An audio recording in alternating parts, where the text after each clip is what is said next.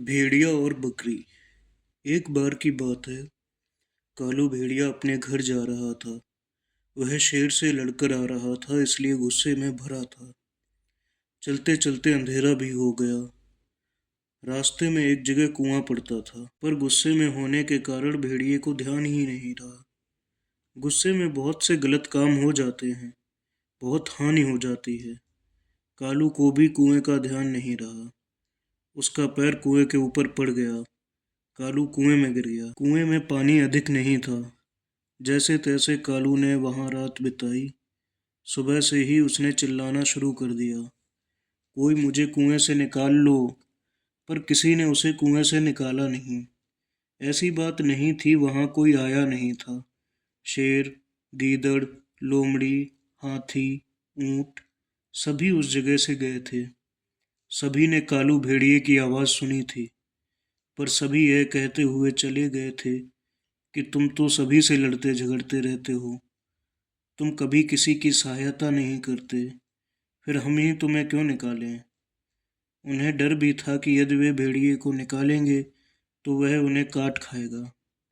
कालू बड़ी देर तक कुएं में पड़ा पड़ा रोता चिल्लाता रहा। रंजू बकरी ने पूछा, तुम कौन हो, कहाँ से बोल रहे हो। कालू चिल्लाया, दीदी मैं कुएं में हूँ, मुझे तुरंत निकालो, नहीं तो मैं मर जाऊंगा। रंजू को दया आ गई। वह दौड़ी दौड़ी अपने घर गई। वहां से एक मोटी रस्सी लाई। रंजू ने रस्सी का एक सिरा पकड़ा और एकक कुएं में लटका दिया। फिर बोली, कालू भैया, तुम जल्दी से रस्सी का सिरा पकड़कर ऊपर आ जाओ, मैं दूसरा सिरा पकड़े वहां खड़ी हूं। भेड़िया रस्सी पकड़कर धीरे धीरे ऊपर तक आया। पर यह क्या, कालू भेड़िए का हल्का सा धक्का लगा। रंजू संभल ना पाई। वह कुएं में गिर पड़ी। वह कुएं के अंदर से चिल्लाई, कालू भैया, जल्दी निकालो, नहीं तो मैं डूब जाऊंगी। पर कालू बड़ा स्वार्थी था। अपनी जान बचाने वाली बकरी की भी परवाह ना की। उसने बहाना बनाया, रात भर कुएं में रहने से मेरे हाथ जकड़ गए हैं, मैं तुम्हें निकाल नहीं सकता। कालू सोच रहा था कि बकरी मरे तो मर जाए, अब मुझे क्या पड़ी, मैं तो बच ही गया। बकरी कालू की चालाकी समझ गई। वह बोली, दुष्ट कालू, सब ठीक ही कहते हैं कि तू बड़ा स्वार्थी है। तुझे बचाने के कारण मैं कुएं में गिरी, पर तुझे मेरी जरा भी परवाह नहीं। तू ना बचाए तो ना सही, मुझे बचाने वाले बहुत आ जाएंगे। मैं तो दूध देती हूँ, सभी को दूध पिलाती हूँ, सभी का उपकार करती हूँ।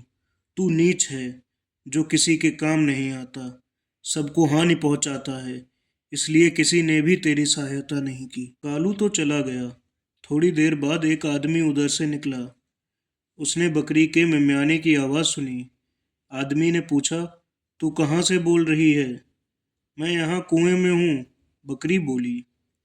आदमी ने सोचा, यह तो बड़े काम की है, इसे देखकर बच्चे खुश होंगे, यह दूध देगी। उसने जल्दी से उस बकरी को कुएं से निकाल लिया। बकरी बोली, काका तुम्हारी कृतज्ञ हूँ, तुमने मेरी जान बचाई है। आदमी ने पूछा, वह कुएं में गिरी कैसे थी। बकरी ने सारी घटना बता दी। बकरी बोली, काका तुम्हारी कृतज्ञ हूँ, तुमने मेरी जान बचाई है। आदमी ने पूछा, वह कुएं में कैसे गिरी थी। बकरी ने सारी घटना बता दी। आदमी बोला, तू तो बहुत अच्छी है, चल मेरे साथ घर चल। वह बकरी को अपने घर ले गया। वहां बकरी उसके बच्चों के साथ खेलती रहती, खूब खाती पीती और खूब दूध देती थी। जो भेड़िए की तरह दूसरों को हानि पहुंचाता है, किसी की सहायता नहीं करता, उसे कोई नहीं चाहता। जो बकरी की तरह दूसरों के काम आता है, अच्छे काम करता है, वह सुखी रहता है।